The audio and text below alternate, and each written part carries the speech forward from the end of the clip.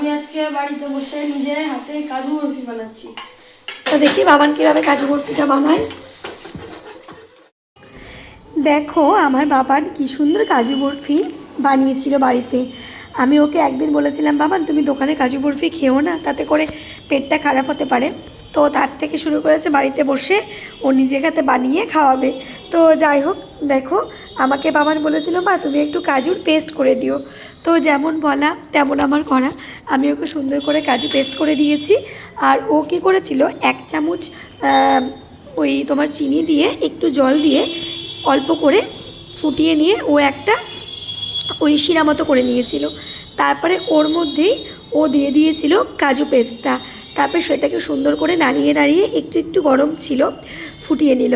তারপর আর তেমন কিচ্ছু না, একটা পাত্রে ঘি একটুখানি মাখিয়ে নিয়ে ওর মধ্যেই ও কাজু পেস্টটাকে দিয়ে দিয়েছিল। আর দিয়ে সেটাকে একটুখানি মানে হালকা উষ্ণ গরম যখন ছিল, একদম পুরো গরমটা কাটিয়ে হালকা উষ্ণ গরম ছিল সেটাতেও ফ্রিজে ঢুকিয়ে দিয়েছিল। তারপরে ফ্রিজ থেকে পরের দিন সকালেও বের করে এই দেখো কি সুন্দর করে কেটে নিয়ে আমাদেরকে দারুণ করে খাওয়ালো কাজু বরফি।